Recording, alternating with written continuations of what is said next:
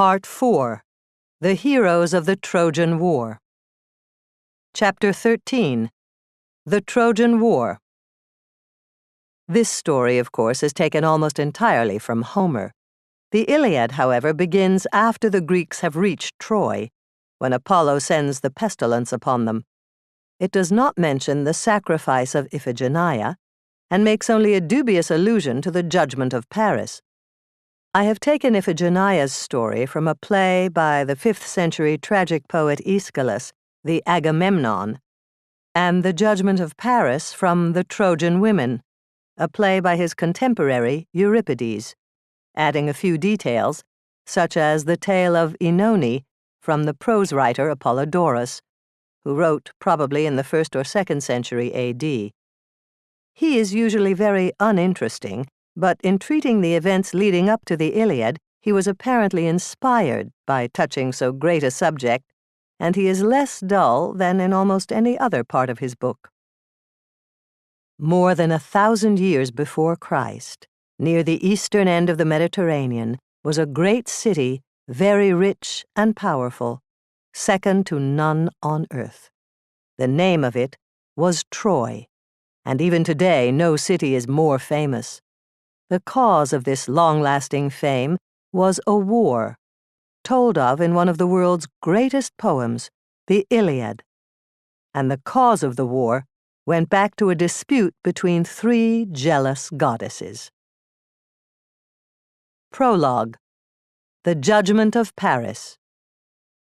The evil goddess of discord, Eris, was naturally not popular in Olympus, and when the gods gave a banquet, they were apt to leave her out. Resenting this deeply, she determined to make trouble, and she succeeded very well indeed. At an important marriage, that of King Peleus and the sea-nymph Thetis, to which she alone of all the divinities was not invited, she threw into the banqueting hall a golden apple marked, "For the fairest." Of course, all the goddesses wanted it, but in the end the choice was narrowed down to 3: Aphrodite, Hera, and Pallas Athena. They asked Zeus to judge between them, but very wisely he refused to have anything to do with the matter. He told them to go to Mount Ida near Troy, where the young prince Paris, also called Alexander, was keeping his father's sheep. He was an excellent judge of beauty, Zeus told them. Paris, though a royal prince, was doing shepherd's work, because his father, Priam, the king of Troy, had been warned that this prince would someday be the ruin of his country, and so had sent him away. At the moment, Paris was living with a lovely nymph named Oenone. His amazement can be imagined when there appeared before him the wondrous forms of the 3 great goddesses. He was not asked, however, to gaze at the radiant divinities and choose which of them seemed to him the fairest, but only to consider the bribes each offered, and choose which seemed to him best worth taking. Nevertheless, the choice was not easy. What men care for most was set before him. Hera promised to make him Lord of Europe and Asia. Athena, that he would lead the Trojans to victory against the Greeks and lay Greece in ruins. Aphrodite, that the fairest woman in all the world should be his. Paris, a weakling and something of a coward too, as later events showed, chose the last. He gave Aphrodite the golden apple. That was the judgment of Paris, famed everywhere as the real reason why the Trojan War was fought. The Trojan War. The fairest woman in the world was Helen, the daughter of Zeus and Leda, and the sister of Castor and Pollux.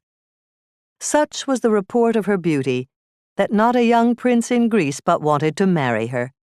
When her suitors assembled in her home to make a formal proposal for her hand, they were so many, and from such powerful families, that her reputed father, King Tyndareus, her mother's husband, was afraid to select one among them fearing that the others would unite against him.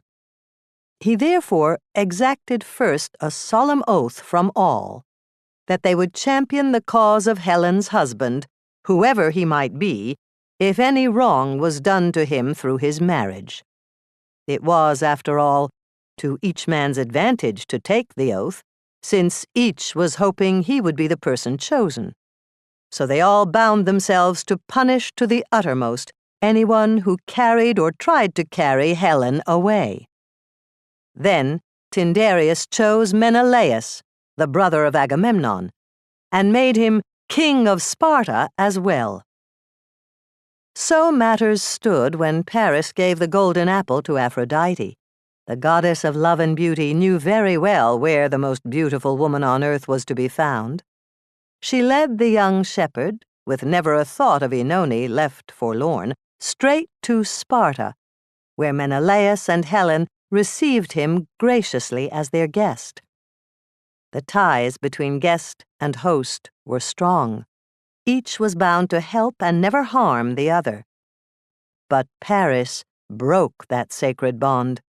Menelaus, trusting completely to it, left Paris in his home and went off to Crete.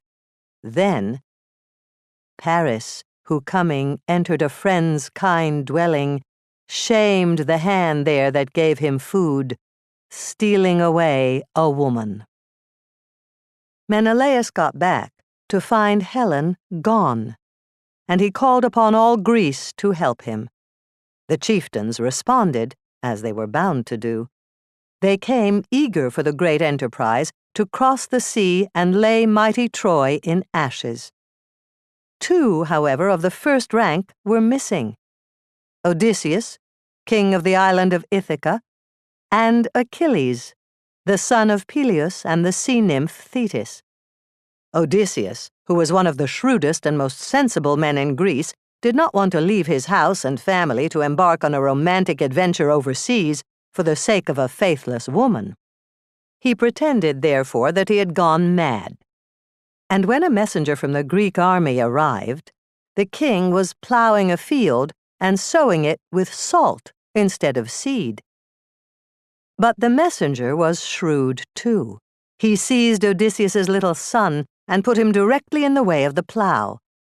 Instantly, the father turned the plow aside, thus proving that he had all his wits about him. However reluctant, he had to join the army. Achilles was kept back by his mother. The sea nymph knew that if he went to Troy, he was fated to die there. She sent him to the court of Lycomedes, the king who had treacherously killed Theseus, and made him wear women's clothes and hide among the maidens. Odysseus was dispatched by the chieftains to find him out. Disguised as a peddler, he went to the court where the lad was said to be, with gay ornaments in his pack such as women love, and also some fine weapons. While the girls flocked around the trinkets, Achilles fingered the swords and daggers. Odysseus knew him then, and he had no trouble at all in making him disregard what his mother had said and go to the Greek camp with him. So the great fleet made ready. 1,000 ships carried the Greek host. They met at Aulis, a place of strong winds and dangerous tides, impossible to sail from as long as the north wind blew. And it kept on blowing day after day. It broke men's heart, spared not ship nor cable. The time dragged, doubling itself in passing. The army was desperate. At last, the soothsayer Calchas declared that the gods had spoken to him. Artemis was angry. One of her beloved wild creatures, a hare, had been slain by the Greeks, together with her young, and the only way to calm the wind and ensure a safe voyage to Troy was to appease her by sacrificing to her a royal maiden, Iphigenia, the eldest daughter of the commander-in-chief, Agamemnon. This was terrible to all, but to her father, hardly bearable. "If I must slay the joy of my house, my daughter. A father's hands, stained with dark streams flowing from blood of a girl slaughtered before the altar. Nevertheless, he yielded. His reputation with the army was at stake, and his ambition to conquer Troy and exalt Greece. He dared the deed, slaying his child to help a war. He sent home for her, writing his wife that he had arranged a great marriage for her, to Achilles, who had already shown himself the best and greatest of all chieftains. But when she came to her wedding, she was carried to the altar to be killed. And all her prayers, cries of "Father, Father," her maiden life, these they held as nothing, the savage warriors, battle-mad.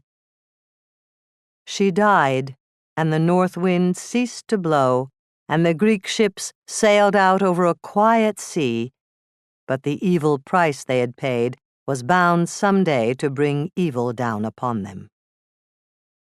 When they reached the mouth of the Simois, one of the rivers of Troy, the first man to leap ashore was Patroclus. It was a brave deed, for the oracle had said that he who landed first would be the first to die. Therefore, when he had fallen by a Trojan spear, the Greeks paid him honors as though he were divine, and the gods, too, greatly distinguished him. They had Hermes bring him up from the dead to see once again his deeply mourning wife, Laodamia. She would not give him up a second time, however. When he went back to the underworld, she went with him. She killed herself. The 1,000 ships carried a great host of fighting men, and the Greek army was very strong. But the Trojan city was strong, too.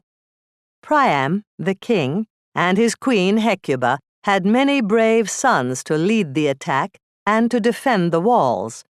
One, above all, Hector, than whom no man anywhere was nobler or more brave, and only one a greater warrior, the champion of the Greeks, Achilles.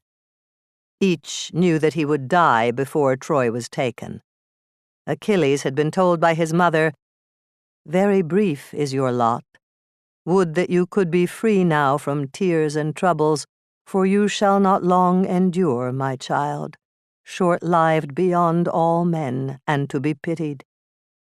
No divinity had told Hector, but he was equally sure. "I know well in my heart and in my soul," he said to his wife Andromache, "the day shall come when holy Troy will be laid low, and Priam's people." Both heroes fought under the shadow of certain death. For 9 years, victory wavered, now to this side, now to that. Neither was ever able to gain any decided advantage. Then a quarrel flared up between 2 Greeks, Achilles and Agamemnon, and for a time it turned the tide in favor of the Trojans. Again, a woman was the reason, Chryseis, daughter of Apollo's priest, whom the Greeks had carried off and given to Agamemnon. Her father came to beg for her release, but Agamemnon would not let her go. Then the priest prayed to the mighty god he served, and Phoebus Apollo heard him. From his sun chariot, he shot fiery arrows down upon the Greek army, and men sickened and died, so that funeral pyres were burning continually. At last, Achilles called an assembly of the chieftains. He told them that they could not hold out against both the pestilence and the Trojans, and that they must either find a way to appease Apollo or else sail home. Then the prophet Calchas stood up and said he knew why the god was angry, but that he was afraid to speak unless Achilles would guarantee his safety. "I do so," Achilles answered, "even if you accuse Agamemnon himself." Every man there understood what that meant. They knew how Apollo's priest had been treated. When Calchas declared that Chryseis must be given back to her father, he had all the chiefs behind him, and Agamemnon, greatly angered, was obliged to agree. But "If I lose her who was my prize of honor," he told Achilles, "I will have another in her stead." Therefore, when Chryseis had been returned to her father, Agamemnon sent 2 of his squires to Achilles' tent to take his prize of honor away from him, the maiden Briseis. Most unwillingly they went, and stood before the hero in heavy silence. But he, knowing their errand, told them it was not they who were wronging him. Let them take the girl without fear for themselves, but hear him first, while he swore before gods and men that Agamemnon would pay dearly for the deed. That night, Achilles' mother, silver-footed Thetis, the sea-nymph, came to him. She was as angry as he. She told him to have nothing more to do with the Greeks, and with that she went up to heaven and asked Zeus to give success to the Trojans. Zeus was very reluctant. The war, by now, had reached Olympus. The gods were ranged against each other. Aphrodite, of course, was on the side of Paris. Equally, of course, Hera and Athena were against him. Ares, god of war, always took sides with Aphrodite, while Poseidon, lord of the sea, favored the Greeks, a sea people, always great sailors. Apollo cared for Hector, and for his sake helped the Trojans, and Artemis, as his sister, did so too. Zeus liked the Trojans best on the whole, but he wanted to be neutral, because Hera was so disagreeable whenever he opposed her openly. However, he could not resist Thetis. He had a hard time with Hera, who guessed, as she usually did, what he was about. He was driven finally into telling her that he would lay hands upon her if she did not stop talking. Hera kept silence then, but her thoughts were busy as to how she might help the Greeks and circumvent Zeus. The plan Zeus made was simple. He knew that the Greeks without Achilles were inferior to the Trojans, and he sent a lying dream to Agamemnon, promising him victory if he attacked. While Achilles stayed in his tent, a fierce battle followed, the hardest yet fought. Up on the wall of Troy, the old King Priam and the other old men, wise in the ways of war, sat watching the contest. To them came Helen, the cause of all that agony and death, yet as they looked at her, they could not feel any blame. "Men must fight for such as she," they said to each other, for her face was like to that of an immortal spirit. She stayed by them, telling them the names of this and that Greek hero, until, to their astonishment, the battle ceased. The armies drew back on either side, and in the space between, Paris and Menelaus faced each other. It was evident that the sensible decision had been reached to let the 2 most concerned fight it out alone. Paris struck first, but Menelaus caught the swift spear on his shield, then hurled his own. It rent Paris's tunic, but did not wound him. Menelaus drew his sword, his only weapon now, but as he did so, it fell from his hand, broken. Undaunted, though unarmed, he leaped upon Paris, and seizing him by his helmet's crest, swung him off his feet. He would have dragged him to the Greeks victoriously, if it had not been for Aphrodite. She tore away the strap that kept the helmet on, so that it came away in Menelaus's hand. Paris himself, who had not fought at all except to throw his spear, she caught up in a cloud and took back to Troy. Furiously, Menelaus went through the Trojan ranks seeking Paris, and not a man there but would have helped him, for they all hated Paris, but he was gone. No one knew how or where. So Agamemnon spoke to both armies, declaring that Menelaus was victor and bidding the Trojans give Helen back. This was just, and the Trojans would have agreed, if Athena, at Hera's prompting, had not interfered. Hera was determined that the war should not end until Troy was ruined. Athena, sweeping down to the battlefield, persuaded the foolish heart of Pandarus, a Trojan, to break the truce and shoot an arrow at Menelaus. He did so, and wounded him, only slightly, but the Greeks, in rage at the treachery, turned upon the Trojans, and the battle was on again. Terror and destruction and strife, whose fury never slackens, all friends of the murderous war god, were there to urge men on to slaughter each other. Then the voice of groaning was heard, and the voice of triumph, from slayer and from slain, and the earth steamed with blood. On the Greek side, with Achilles gone, the two greatest champions were Ajax and Diomedes.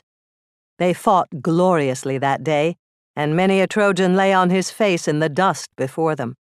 The best and bravest, next to Hector, the prince Aeneas, came near to death at Diomedes' hands. He was of more than royal blood. His mother was Aphrodite herself, and when Diomedes wounded him, she hastened down to the battlefield to save him. She lifted him in her soft arms, but Diomedes, knowing she was a coward goddess, not one of those who, like Athena, are masters where warriors fight, leaped toward her and wounded her hand. Crying out, she let Aeneas fall, and weeping for pain, made her way to Olympus, where Zeus, smiling to see the laughter-loving goddess in tears, bade her stay away from battle and remember hers were the works of love and not of war. But although his mother failed him, Aeneas was not killed. Apollo enveloped him in a cloud and carried him to sacred Pergamos, the holy place of Troy, where Artemis healed him of his wound. But Diomedes raged on, working havoc in the Trojan ranks until he came face to face with Hector. There, to his dismay, he saw Ares, too. The blood-stained, murderous god of war was fighting for Hector.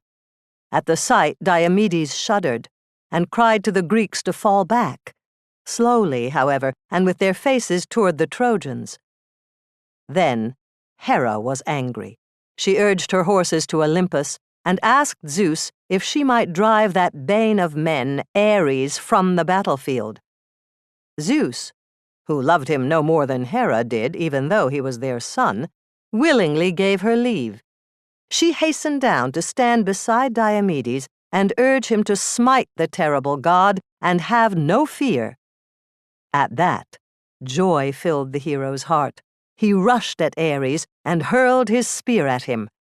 Athena drove it home, and it entered Ares' body. The war god bellowed as loud as 10,000 cry in battle, and at the awful sound, trembling seized the whole host, Greeks and Trojans alike. Ares, really a bully at heart, and unable to bear what he brought upon unnumbered multitudes of men, fled up to Zeus in Olympus and complained bitterly of Athena's violence. But Zeus looked at him sternly and told him he was as intolerable as his mother, and bade him cease his whining. With Ares gone, however, the Trojans were forced to fall back. At this crisis, a brother of Hector's, wise in discerning the will of the gods, urged Hector to go with all speed to the city and tell the queen, his mother, to offer to Athena the most beautiful robe she owned and pray her to have mercy. Hector felt the wisdom of the advice and sped through the gates to the palace, where his mother did all as he said. She took a robe so precious that it shone like a star, and laying it on the goddess's knees, she besought her, "Lady Athena, spare the city and the wives of the Trojans and the little children." But Pallas Athena denied the prayer. As Hector went back to the battle, he turned aside to see once more, perhaps for the last time, the wife he tenderly loved, Andromache, and his son, Astyanax. He met her on the wall where she had gone in terror to watch the fighting when she heard the Trojans were in retreat. With her was a handmaid carrying the little boy. Hector smiled and looked at them silently, but Andromache took his hand in hers and wept. "My dear lord," she said, "you who are father and mother and brother unto me as well as husband, stay here with us. Do not make me a widow and your child an orphan." He refused her gently. He could not be a coward, he said. It was for him to fight always in the forefront of the battle. Yet she could know that he never forgot what her anguish would be when he died. That was the thought that troubled him above all else, more than his many other cares. He turned to leave her, but first he held out his arms to his son. Terrified, the little boy shrank back, afraid of the helmet and its fierce, nodding crest.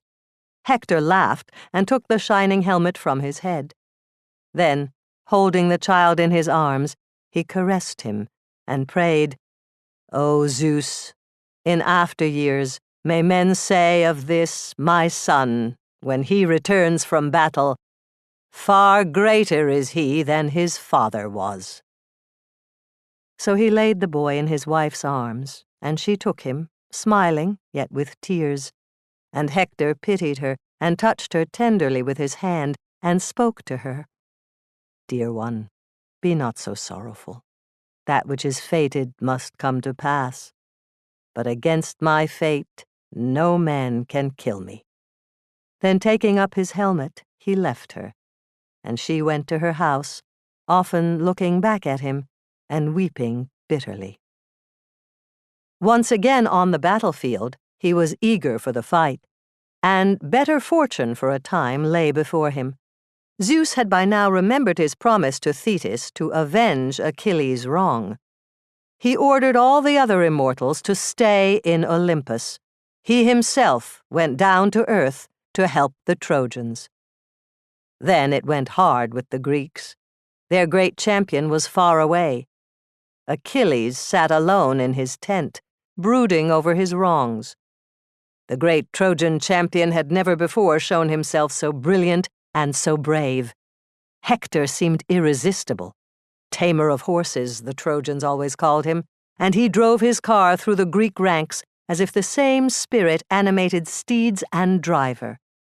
His glancing helm was everywhere, and one gallant warrior after another fell beneath his terrible bronze spear.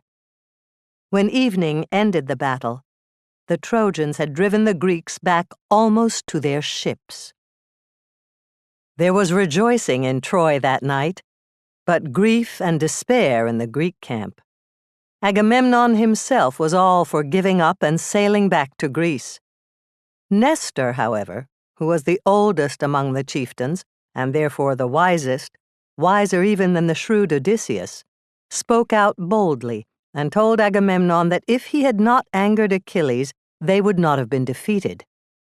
"Try to find some way of appeasing him," he said, "instead of going home disgraced."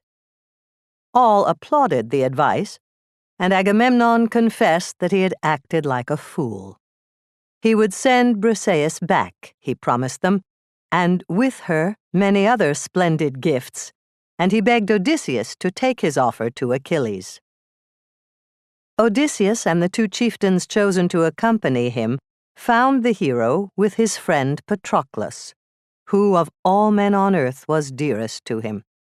Achilles welcomed them courteously and set food and drink before them, but when they told him why they had come and all the rich gifts that would be his if he would yield, and begged him to have pity on his hard-pressed countrymen, they received an absolute refusal. Not all the treasures of Egypt could buy him, he told them. He was sailing home, and they would be wise to do the same. But all rejected that counsel when Odysseus brought back the answer. The next day, they went into battle with the desperate courage of brave men cornered. Again they were driven back, until they stood fighting on the beach where their ships were drawn up. But help was at hand. Hera had laid her plans. She saw Zeus sitting on Mount Ida watching the Trojans conquer, and she thought how she detested him. But she knew well that she could get the better of him only in one way. She must go to him looking so lovely that he could not resist her. When he took her in his arms, she would pour sweet sleep upon him, and he would forget the Trojans. So she did. She went to her chamber and used every art she knew to make herself beautiful beyond compare. Last of all, she borrowed Aphrodite's girdle, wherein were all her enchantments, and with this added charm, she appeared before Zeus. As he saw her, love overcame his heart, so that he thought no more of his promise to Thetis. At once, the battle turned in favor of the Greeks. Ajax hurled Hector to the ground, although before he could wound him, Aeneas lifted him and bore him away. With Hector gone, the Greeks were able to drive the Trojans far back from the ships, and Troy might have been sacked that very day if Zeus had not awakened. He leaped up and saw the Trojans in flight and Hector lying gasping on the plain. All was clear to him, and he turned fiercely to Hera. This was her doing, he said, her crafty, crooked ways. He was half-minded to give her then and there a beating. When it came to that kind of fighting, Hera knew she was helpless. She promptly denied that she had had anything to do with the Trojans' defeat. It was all Poseidon, she said, and indeed the sea god had been helping the Greeks, contrary to Zeus's orders, but only because she had begged him. However, Zeus was glad enough of an excuse not to lay hands on her. He sent her back to Olympus and summoned Iris, the rainbow messenger, to carry his command to Poseidon to withdraw from the field. Sullenly, the sea god obeyed, and once more the tide of battle turned against the Greeks. Apollo had revived the fainting Hector and breathed into him surpassing power. Before the two, the god and the hero, the Greeks were like a flock of frightened sheep driven by mountain lions. They fled in confusion to the ships, and the wall they had built to defend them went down like a sand wall children heap up on the shore and then scatter in their play. The Trojans were almost near enough to set the ships on fire. The Greeks, hopeless, thought only of dying bravely. Patroclus, Achilles' beloved friend, saw the rout with horror. Not even for Achilles' sake could he stay longer away from the battle. "You can keep your wrath while your countrymen go down in ruin," he cried to Achilles. "I cannot. Give me your armor. If they think I am you, the Trojans may pause, and the worn-out Greeks have a breathing space. You and I are fresh. We might yet drive back the enemy. But if you will sit nursing your anger, at least let me have the armor." As he spoke, one of the Greek ships burst into flame. "That way they can cut off the army's retreat," Achilles said. "Go, take my armor, my men too, and defend the ships. I cannot go. I am a man dishonored. For my own ships, if the battle comes near them, I will fight. I will not fight for men who have disgraced me." So Patroclus put on the splendid armor all the Trojans knew and feared, and led the Myrmidons, Achilles' men, to the battle. At the first onset of this new band of warriors, the Trojans wavered. They thought Achilles led them on. And indeed, for a time Patroclus fought as gloriously as that great hero himself could have done. But at last he met Hector face to face, and his doom was sealed, as surely as a boar is doomed when he faces a lion. Hector's spear gave him a mortal wound, and his soul fled from his body down to the house of Hades. Then Hector stripped his armor from him, and, casting his own aside, put it on. It seemed as though he had taken on, too, Achilles' strength, and no man of the Greeks could stand before him. Evening came that puts an end to battle. Achilles sat by his tent, waiting for Patroclus to return. But instead, he saw old Nestor's son running toward him, fleet-footed Antilochus. He was weeping hot tears as he ran. "Bitter tidings," he cried out. "Patroclus is fallen, and Hector has his armor." Grief took hold of Achilles, so black that those around him feared for his life. Down in the sea caves, his mother knew his sorrow, and came up to try to comfort him. "I will no longer live among men," he told her, "if I do not make Hector pay with his death for Patroclus dead." Then Thetis, weeping, bade him remember that he himself was fated to die straightway after Hector. "So may I do," Achilles answered.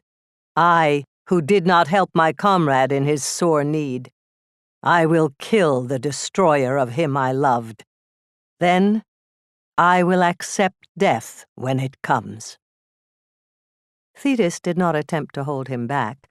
"Only wait until morning," she said, "and you will not go unarmed to battle. I will bring you arms fashioned by the divine armorer, the god Hephaestus himself." Marvelous arms they were when Thetis brought them, worthy of their maker, such as no man on earth had ever borne. The Myrmidons gazed at them with awe, and a flame of fierce joy blazed in Achilles' eyes as he put them on. Then, at last, he left the tent in which he had sat so long, and went down to where the Greeks were gathered, a wretched company: Diomedes grievously wounded, Odysseus, Agamemnon, and many another. He felt shame before them, and he told them he saw his own exceeding folly in allowing the loss of a mere girl to make him forget everything else. But that was over. He was ready to lead them as before. Let them prepare at once for the battle. The chieftains applauded joyfully. But Odysseus spoke for all when he said they must first take their fill of food and wine, for fasting men made poor fighters. "Our comrades lie dead on the field, and you call to food?" Achilles answered scornfully. "Down my throat shall go neither bite nor sup until my dear comrade is avenged." And to himself he said, "O dearest of friends, for want of you I cannot eat, I cannot drink." When the others had satisfied their hunger, he led the attack. This was the last fight between the two great champions, as all the immortals knew. They also knew how it would turn out. Father Zeus hung his golden balances and set in one the lot of Hector's death, and in the other that of Achilles. Hector's lot sank down. It was appointed that he should die. Nevertheless, the victory was long in doubt. The Trojans under Hector fought as brave men fight before the walls of their home. Even the great river of Troy, which the gods call Xanthus and men Scamander, took part, and strove to drown Achilles as he crossed its waters. In vain, for nothing could check him as he rushed on, slaughtering all in his path and seeking everywhere for Hector. The gods by now were fighting too, as hotly as the men, and Zeus, sitting apart in Olympus, laughed pleasantly to himself when he saw God matched against God. Athena felling Ares to the ground, Hera seizing the bow of Artemis from her shoulders and boxing her ears with it, this way and that, Poseidon provoking Apollo with taunting words to strike him first. The sun god refused the challenge. He knew it was of no use now to fight for Hector.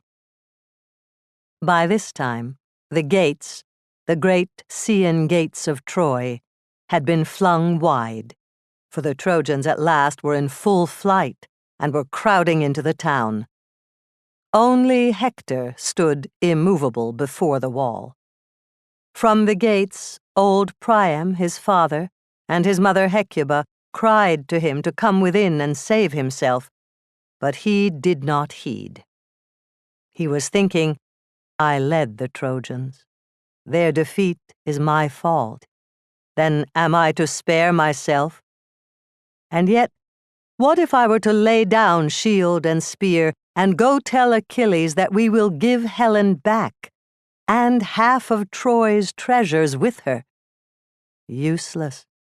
He would but kill me unarmed, as if I were a woman. Better to join battle with him now, even if I die. On came Achilles, glorious as the sun when he rises. Beside him was Athena, but Hector was alone. Apollo had left him to his fate. As the pair drew near, he turned and fled. 3 times around the wall of Troy, pursued and pursuer ran with flying feet. It was Athena who made Hector halt. She appeared beside him in the shape of his brother, Deiphobus, and with this ally, as he thought, Hector faced Achilles. He cried out to him, "If I kill you, I will give back your body to your friends, and do you do the same to me?" But Achilles answered, "Madman, there are no covenants between sheep and wolves, nor between you and me." So saying, he hurled his spear. It missed its aim, but Athena brought it back. Then Hector struck with a true aim. The spear hit the center of Achilles' shield. But to what good?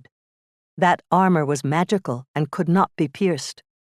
He turned quickly to Deiphobus to get his spear, but he was not there.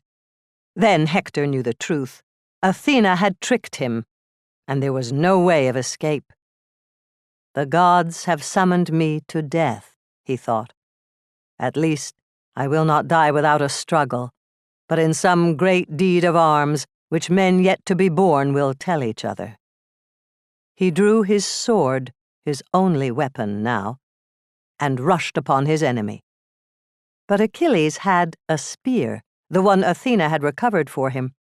Before Hector could approach, he who knew well that armor taken by Hector from the dead Patroclus aimed at an opening in it near the throat, and drove the spear point in.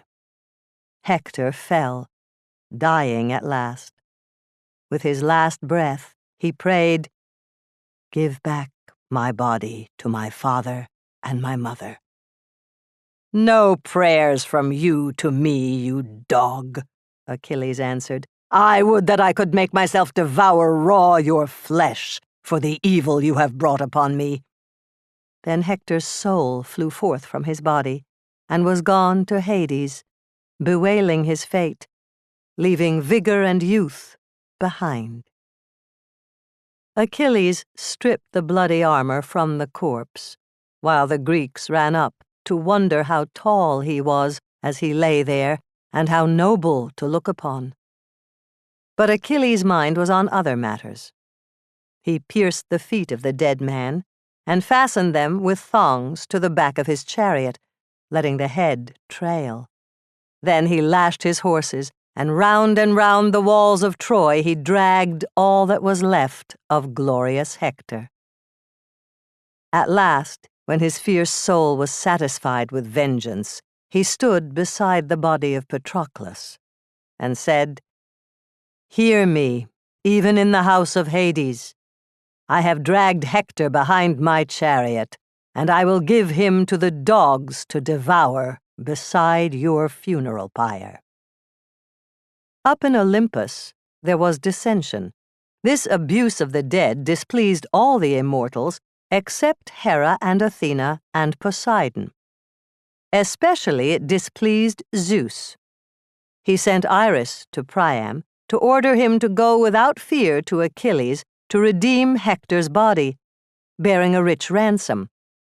She was to tell him that, violent as Achilles was, he was not really evil, but one who would treat properly a suppliant. Then the aged king heaped a car with splendid treasures, the best in Troy, and went over the plain to the Greek camp. Hermes met him, looking like a Greek youth and offering himself as a guide to Achilles' tent. So accompanied, the old man passed the guards and came into the presence of the man who had killed and maltreated his son. He clasped his knees and kissed his hands, and as he did so, Achilles felt awe, and so did all the others there, looking strangely upon one another. "Remember, Achilles," Priam said, "your own father, of like years with me, and, like me, wretched for want of a son. Yet I am by far more to be pitied, who have braved what no man on earth ever did before, to stretch out my hand to the slayer of my son." Grief stirred within Achilles' heart as he listened. Gently he raised the old man. "Sit by me here," he said, "and let our sorrow lie quiet in our hearts. Evil is all men's lot, but yet we must keep courage." Then he bade his servants wash and anoint Hector's body, and cover it with a soft robe, so that Priam should not see it, frightfully mangled as it was, and be unable to keep back his wrath. He feared for his own self-control if Priam vexed him. "How many days do you desire to make his funeral?" he asked. "For so long, I will keep the Greeks back from battle." Then Priam brought Hector home, mourned in Troy as never another. Even Helen wept. "The other Trojans upbraid me," she said, "but always I had comfort from you, through the gentleness of your spirit and your gentle words. You only were my friend." 9 days they lamented him. Then they laid him on a lofty pyre and set fire to it. When all was burned, they quenched the flame with wine and gathered the bones into a golden urn, shrouding them in soft purple. They set the urn in a hollow grave and piled great stones over it. This was the funeral of Hector, tamer of horses. And with it, the Iliad ends.